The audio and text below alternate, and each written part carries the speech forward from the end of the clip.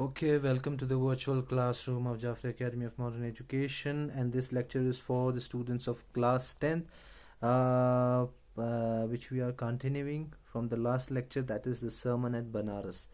Okay, last time हमने देखा कि बुद्धा ने की ज़िंदगी में कुछ वाक़यात हो गए कि जिस वजह से वो उनका नज़रिया बदल गया एंड वो आप लोगों ने पढ़ा कि किस तरह से उन्होंने 4 लोगों को वहाँ पे देखा, sick man, aged man, funeral procession and finally a monk begging for alms and after that he went under वो क्या कहते हैं, एक फिग ट्री के अंदर गए जहाँ पे उन्होंने इनलाइटमेंट की, खुदा से वो की और 7 दिनों के बाद उनको इनलाइटमेंट मिल गई। अब इनलाइटमेंट मिलने के बाद उस ट्री का नाम रखा गया ट्री ऑफ विजडम, और वहाँ उसके बाद वो जो कुछ उन्होंने सच्चाई और क्या कहते हैं परमात्मा के बारे में जो कुछ जानने की कोशिश जाना उस 7 सालों में और उस 7 दिनों में, उन्होंने फिर उसको उनकी टीचिंग्स शुरू कर दी। एक वक्त ऐसा आ गया कि उनका नाम हो गया बुद्धा अवेकेंड और द इनलाइटनमेंट, यानी कि जिसको खुद की आशनाई हुई और जो खुदा से मिला हो। तो बुद्धा ने फिर जो अपना पहला जो सर्मन था, रिलीजियस टीचिंग है, वो बनारस में दे दिया, और जहाँ पे लोग होली स्नान के लिए आते हैं, जहाँ पे डुबकी लगाने आते हैं अपने गुनाहों की माफ़ी के लिए हिंदू धर्म में। और ये सर्मन प्रिजर्व है और आपको यही सर्मन इस चैप्टर में पढ़ना है। इस सर्मन्स को पढ़ने के बाद आपको बुद्धा की जो समझदारी है किस चीज़ के बारे में, inscrutable kind of suffering, different inscrutable कहेंगे कि जो हाँ मिस्टीरियस काइंड्स ऑफ सफरिंग्स के बारे में जो हमारी जो परसेप्शंस है वो आपका चेंज हो जाएगा इस चैप्टर को पढ़ने के बाद। ठीक है, सो यह किस्सा है किस्सा गौतमी का। किस्सा गौतमी का एक ही औलाद थी जो कि मर गई, और इसकी वफात से इस किस्सा गौतमी पे इतना ज़्यादा असर पड़ गया कि वो शौक में चली गई और वो जगह जगह पे अपने बेटे के लिए दवाई ढूंढने लगी। तो आपको मालूम है कि जैसे कि हमें एक नॉर्मल सा लॉजिक है कि मरे हुए लोगों के लिए दवाई ढूंढना बेकार है, तो यही उसको देख के, उसकी इस परसेप्शन को देख के उसके हमसाए उसका उस पर तरस खाने लगे या मजाक करने लगी कि कैसी औरत है कि मरे हुए एक शख्स के लिए दवाई ढूंढ रही। तो एक वो शख्स के पास पहुंची तो उन्होंने कहा कि मुझे दवाई चाहिए। तो उन्होंने कहा कि मैं तुम्हें दवाई दे नहीं सकता हूँ, मगर एक ऐसा डॉक्टर है जो आपका इलाज कर सकता है, जो आपके बच्चे को दवाई दे सकता है। तो फिर औरत ने कहा कि कौन है वो? तो वो उन्होंने कहा कि वो सुलियामणि है, वो बुद्धा है, उनके पास आप जाइए। अब किस्सा गौतमी बड़ी ही पता नहीं, जब हमें कोई उम्मीद मिल जाती है एकदम से, तो उसी उम्मीद में वो भागती भागती बुद्धा के पास चली और रोते रोते कही कि मेरे आका, मेरे मालिक, मुझे वो दवाई दीजिए जिससे मेरा बच्चा ठीक हो जाए। तो बुद्धा का आंसर आया वहां से कि आप एक मुट्ठी भर के सरसों लेके आइए, सरसों के बीज लेके आए। और जब उस लड़की ने कहा कि and when the girl in her joy promise to procure it, वो राजी हो गई थी कि वो सीड लाने के लिए, तो बुद्धा ने कंडीशन रखा। कंडीशन ये रखा कि आपको वो सीड्स ऐसे घर से लाने पड़ेंगे कि जहाँ पे कोई भी किसी का बच्चा ना मरा हो, किसी का हस्बैंड ना मरा हो, किसी ने किसी के अपने पेरेंट्स को ना खोया हो, या किसी ने अपने फ्रेंड को ना खोया हो, जो लॉजिकली एक पॉसिबल चीज़ नहीं है। इंसान के हर एक के ज़िंदगी में कोई ना कोई हमारा वफात हुई हुई है। तो गौतमी चली गई, वो घर घर भटक रही है कि और उनसे मस्टर्ड सीड मांग रही है। पीपल पिटीड एंड हर, लोगों को उस पर तरस आया और उसको मस्टर्ड सीड दिया। बट जब उसने पूछा उनसे, क्या आपके यहाँ पे कोई डिड अ सन और डॉटर और फादर, क्या आपका कोई बेटा या बेटी या माँ बाप या फैमिली में से कोई मरा है? तो उनका जवाब आता था, हाय अफसोस, हमारे ज़ख्मों को और ताज़ा न करें, ऐसा हमारे ज़ख्मों को कोई ताज़ा ना करो। तो कोई ऐसा घर नहीं था जहाँ पे कोई उसने अपने अपनों को बिछड़ते हुए नहीं देखा। किस्सा गौतमी बहुत मायूस हो गई, बहुत थक हार के चौराहे पे बैठ गई उस सिटी के, और सिटी के इस रोशनी को के तरफ उसकी नज़र पड़ी। वो देखती थी कि किस तरह से इस शहर की जो रोशनी है वो जगमगाती है और मध्यम हो जाती है.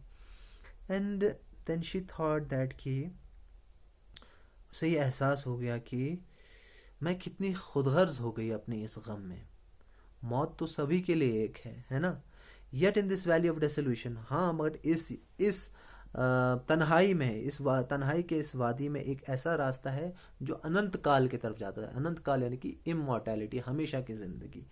मगर वहां पे वही जा सकता है जिसने अपनी सारी सेल्फिशनेस को सरेंडर कर दिया. सेल्फिशनेस यानी कि अपने सारी खुदगर्जियों को सरेंडर कर दिया और उस अनंत काल की तरफ जाने के लिए तैयार हो.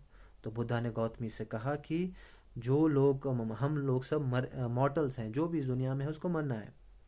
तो जो हम लोग जितने भी जानदार हैं और जिनको मौत लिखा हुआ है, उनकी ज़िंदगी में हमेशा गम और दर्द जुड़ा रहे है हमेशा से. इसको कोई नहीं टाल सकता है. कोई भी मौत को नहीं टाल सकता है. ठीक है. एक सर्टन एज पे आके किसी इंसान को तो मरना ही है और उसके बगैर, ठीक है, और इसके बगैर कुछ एग्जाम्पल्स दिए, जैसे कि अगर कोई फल पक जाता है तो गिर जाता है. ठीक है ना. तो गिर जाता है. उसी तरह से जो इंसान है, when born are always in danger of death. तो एक बार जो पैदा हुआ उस पर हमेशा ही खतरा है कि मौत का. जिस तरह से मिट्टी के पौधे, मिट्टी के जो बर्तन है वो किसी न किसी दिन टूट जाने हैं, उसी तरह से हमारे इन जिस्मों को भी टूटना है. चाहे वो छोटा हो, चाहे वो बड़ा हो, चाहे वो बेवकूफ़ हो, चाहे वो अक्लमंद हो, चाहे वो दाना हो, सबों को इस ताकत के सामने झुकना है और अब हर एक को एक ना एक दिन मिलना है इस चीज से. तो now going to the concluding lines of those who overcome by death depart from life.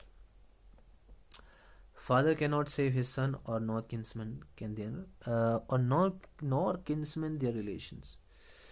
जो लोग मौत से जूझ लेते हैं और इस दुनिया से चले जाते हैं, उनको कोई बचा नहीं पाता है. एक बाप अपने बेटे को नहीं बचा सकता है, ना कि एक कबीले का सरदार अपने रिश्तेदारों को बचा सकता है. हालांकि रिश्तेदार जो है वो अपने गए हुए लोगों के ऊपर हजारों कतार रोते हैं, लेमेंट करते हैं, और इसी तरह दुनिया का दस्तूर है, एक के बाद एक लोग यहाँ से फारिग हो जाते हैं.